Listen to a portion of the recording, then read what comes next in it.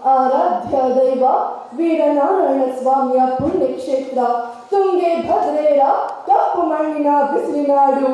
ಹಿಂದೂಸ್ತಾನಿ ಸಂಗೀತದ ಅನರ್ಘ್ಯ ಭಾರತ ರತ್ನ ಪಂಡಿತ್ ಭೀಮಸೇನ ಜೋಶಿಗಳ ಕರ್ಮಭೂಮಿ. ನನಗೊಂದ ಬಾಬಾ ಸಾಹೇಬ ಮುಂಡರಗಿ ಭೀಮರಾವರಂತಹ ಕೆಚ್ಚರಿಯ ಸ್ವಾತಂತ್ರ್ಯ ಹೋರಾಟಗಾರರ ಜನ್ಮಭೂಮಿ. ಪ್ರಾಚೀನ ಕೃತಪುರಿ ಗದಗ್ನ ಭವ್ಯ ಪರಂಪರೆಗೆ ಹಾಗೆ ವೇದಿಕೆ ಮೇಲೆ ಆಸೀನರಾಗಿರುವ ಆಧುನಿಕ ತೀರ್ಪುಗಾರರೇ, ಎಲ್ಲ ನನ್ನ ಸಹಸ್ಪರ್ಧಿಗಳಿಗೆ ನನ್ನ ಸಾಷ್ಟಾಂಗ ಪ್ರಣಾಮಗಳು. ಇಂದು ನಾನು ಸ್ಮಾರಕದ ಸಂರಕ್ಷಣೆಯಲ್ಲಿ ಖಾಸಗಿ ವ್ಯಕ್ತಿ, ಸಂಸ್ಥೆ, ಸರ್ಕಾರದ ಪಾಠದ ಕುರಿತು ಸಾಗರೋಪಾದಿಯ ಅಂಶಗಳಲ್ಲಿ ಭಿನ್ನವಿನಷ್ಟನ್ನು ನಿಮ್ಮ ಮುಂದಿರಲು ಇಚ್ಛಿಸುತ್ತೇನೆ.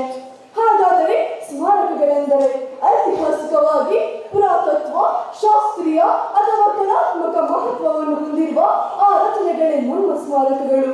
ಭಾರತ ವರ್ಷದ ಪಂಕ್ತಿಯುದ್ದಕ್ಕೂ ನಮ್ಮ ಪೂರ್ವಜರ ಬದುಕು, ಸಾಧನೆ, ಜ್ಞಾನ, ವಿಜ್ಞಾನ, ಕಲೆ, ವಾಸ್ತುಶಿಲ್ಪದ ಭಂಡಾರದ ಕುರುಹುಗಳಾಗಿ ಸ್ಮಾರಕಗಳು ಇಂದು ನೆಲೆ ನಿಂತಿವೆ.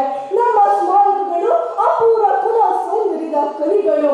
ಅಂದಿನ ತಂತ್ರಜ್ಞರ ಪ್ರತೀಕವಾಗಿ ನಿಂತಿರುವ ಗುಡುಗು, ಸಿಡಿಲು, ಮಡಗು ಜಗ್ಗದೆ ನಿಂತಿರುವ ಈ ಸ್ಮಾರಕಗಳನ್ನು ಸಂರಕ್ಷಿಸುವುದರಲ್ಲಿ ಸರ್ಕಾರ ಯಾವ ಪಾತ್ರವನ್ನು ವಹಿಸುತ್ತಿದೆ ಎಂದು ನೋಡೋಣ. ಈ ಒಂದು ಅಭಿಯಾನದಲ್ಲಿ ವಿಲಿಯಂ ಜೋನ್ಸ್ ಅವರ ರಾಯಲ್ ಏಷ್ಯಾಟಿಕ್ ಸೊಸೈಟಿಯು ಎಲ್ಲರ ಸ್ಮೃತಿ ಪಟಲದಿಂದ ಕಣ್ಮರೆಯಾಗಿರುವ ಸ್ಮಾರಕವನ್ನು ಮತ್ತೊಮ್ಮೆ ಜೀವಂತಗೊಳಿಸುತ್ತಿದೆ ಎಂದರೆ ಅತಿಶಯೋಕ್ತಿಯಾಗಲಾರದು. ನಮ್ಮ ಭಾರತ ಪುರಾತತ್ವ ಶಾಸ್ತ್ರದ ಪಿತಾಮಹ ಅಲೆಕ್ಸಾಂಡರ್ ಕನಿಂಗ್ಹ್ಯಾಮ್ ಅವರು ಪುರಾತತ್ವ ಇಲಾಖೆಯನ್ನು ಸ್ಥಾಪಿಸುವ ಮೂಲಕ ಇದಕ್ಕೆ ಶುಭಾರಂಭವನ್ನು ಮಾಡಿದ್ದು 1904ರಲ್ಲಿ. ಪ್ರಾಚ್ಯ ಸ್ಮಾರಕಗಳ ಸಂರಕ್ಷಣೆಗೆ ಕಠಿಣ ಕಾನೂನುಗಳನ್ನು ಜಾರಿಪಡಿಸುವ ಮೂಲಕ ಇದಕ್ಕೆ ಮುನ್ನುಡಿಯನ್ನು ಬರೆದಿದ್ದಾರೆ. ವಿಶ್ವಸಂಸ್ಥೆಯು ವಿಶ್ವದ ಎಲ್ಲ ವಿಶೇಷ ಸ್ಮಾರಕಗಳನ್ನು ಗುರುತಿಸುವ ಮೂಲಕ ಅದನ್ನು ತನ್ನ ಪಾರಂಪರಿಕ ತಾಣಗಳ ಪಟ್ಟಿಗೆ ಸೇರ್ಪಡೆ ಮಾಡಿಕೊಳ್ಳುವ ಮೂಲಕ ತನ್ನ ವಿಶೇಷ ಕೊಡುಗೆಯನ್ನು ನೀಡಿದೆ. ಪರಿಸರ ಮಾಲಿನ್ಯ ಇಲಾಖೆಯು ನಮ್ಮ ಭಾರತದ ಸರ್ಕಾರದೊಂದಿಗೆ ANASR ಎಂಬಂತಹ ಕಾಯ್ದೆಯನ್ನು ಜಾರಿಪಡಿಸುವ ಮೂಲಕ ಯಾವುದೇ ಸ್ಮಾರಕಗಳ ವ್ಯಾಪ್ತಿಯಲ್ಲಿ ಗಣಿಗಾರಿಕೆ, ಸ್ಫೋಟಗಳ ಬಳಕೆ, ಕಟ್ಟಡ ಕಾಮಗಾರಿಕೆ, ವಾಯು ಮಾಲಿನ್ಯವನ್ನು ತಡೆಗಟ್ಟುವ ಮೂಲಕ ತನ್ನ ವಿಶಿಷ್ಟವಾದ ಪಾತ್ರವನ್ನು ನಮಗೆಲ್ಲರಿಗೂ ತೋರಿದೆ. ಭಾರತದ ಇತ್ತೀಚಿನ ನೋಟುಗಳಲ್ಲಿ ಭಾರತ ಸರ್ಕಾರವು ಮನಮೋಹಕ ಸ್ಮಾರಕಗಳನ್ನು ರಚಿಸಿದ್ದು ಎಲ್ಲರ ಮನದಲ್ಲಿ ಅಚ್ಚಳಿಯದೆ ಶಾಶ್ವತವಾಗಿ ಉಳಿಯಲು ಇದು ಬಹಳ ಸಹಕಾರಿಯಾಗಿದೆ. ಆತ್ಮೀಯರೇ, ಹೃದಯ ಮತ್ತು ಪ್ರಸಾದ್ ಯೋಜನೆಯ ಮೂಲಕ ನಮ್ಮ ಸರ್ಕಾರವು ಎಲ್ಲ ಸ್ಮಾರಕಗಳ ವ್ಯಾಪ್ತಿಯಲ್ಲಿ ಮೂಲಭೂತ ಸೌಕರ್ಯಗಳನ್ನು ಒದಗಿಸಿಕೊಳ್ಳುವ ಮೂಲಕ ತನ್ನ ವಿಶಿಷ್ಟ ಪಾತ್ರವನ್ನು ನಮಗೆ ತೋರಿಸಿದೆ. ಭಾರತ ಸಂವಿಧಾನದಲ್ಲಿ 51ನೇ AF ವಿಧಿಯು ನಮ್ಮ ಸಂಸ್ಕೃತಿಯ ಶ್ರೀಮಂತಿಕೆಯನ್ನು ಹೊಂದಿರುವ ಸ್ಮಾರಕಗಳನ್ನು ಸಂರಕ್ಷಿಸುವುದು ನಮ್ಮ ಆದ್ಯ ಕರ್ತವ್ಯ ಎಂಬುದು ನಮಗೆಲ್ಲರಿಗೂ ತಿಳಿದಿದೆ. ಹೀಗೆ ಖಾಸಗಿ ಸಂಸ್ಥೆಗಳಾದಂತಹ ಭಾರತೀಯ ರಾಷ್ಟ್ರೀಯ ಕಲೆ ಮತ್ತು ಸಾಂಸ್ಕೃತಿಕ ಪರಂಪರೆ ಟ್ರಸ್ಟ್, ಶ್ರೀ ಧರ್ಮಸ್ಥಳದ ಮಂಜುನಾಥೇಶ್ವರದ ಧರ್ಮೋತ್ಥಾನ ಟ್ರಸ್ಟ್, ಹಾಗೆ world monuments funds, global heritage funds, international councils on monuments and sites, ಈ ಎಲ್ಲ ಸಂಸ್ಥೆಗಳು ಅಳಿವಿನಂಚಿನಲ್ಲಿರುವ ಸ್ಮಾರಕಗಳನ್ನು ಅದನ್ನು ತಾಂತ್ರಿಕ ನೆರವನ್ನು ನೀಡುತ್ತಾ ಅದರ ಜೀರ್ಣೋದ್ಧಾರವನ್ನು ಮಾಡುತ್ತಿದೆ.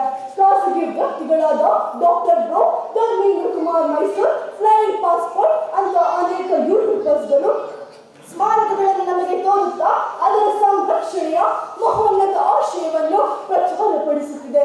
ಕರ್ನಾಟಕದ ದರ್ಶನ ಅದರ ಯೋಜನೆಯ ಅಡಿಯಲ್ಲಿ ಸುಮಾರು ಖಾಸಗಿ ವ್ಯಕ್ತಿಗಳು ಸುಮಾರು 7 ಸ್ಮಾರಕಗಳನ್ನು ದತ್ತು ತೆಗೆದುಕೊಂಡಿದ್ದು ಈ ಒಂದು ಯತ್ನದಲ್ಲಿ ಪಾಲುದಾರರಾಗಿದ್ದಾರೆ.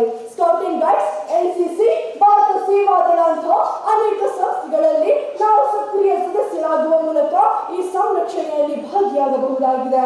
ಹಾಗೆ ಈ 2014-15 ಸಾಲಿನಿಂದ ಪ್ರಾರಂಭವಾದಂತಹ ನಾನು ಸ್ವತಃ ಪ್ರೇರಿತವಾದ ಈ ಒಂದು ಪ್ರಾಚ್ಯಪ್ರಜ್ಞೆ ಕಾರ್ಯಕ್ರಮವು ಎಲ್ಲ ವಿದ್ಯಾರ್ಥಿಗಳ ಮನದಲ್ಲಿ ಸಂರಕ್ಷಿಸಬೇಕೆಂಬಂತಹ ಪ್ರಜ್ಞೆಯ ಬೀಜ ಬಿತ್ತುತ್ತಿದ್ದು ನವೆಂಬರ್ 18ರಿಂದ 25ರವರೆಗಿನ ಪಾರಂಪರಿಕ ಸಪ್ತಾಹ, ಏಪ್ರಿಲ್ 18ರ ವಿಶ್ವ ಪಾರಂಪರಿಕ ದಿನಾಚರಣೆ ಎಲ್ಲ ನಾಗರಿಕರಲ್ಲಿ ಸಂರಕ್ಷಣೆಯ ಪ್ರಜ್ಞೆಯ ಬೀಜ ಬಿತ್ತುತ್ತಿದ್ದು ಅಭಿವಂದನೀಯ.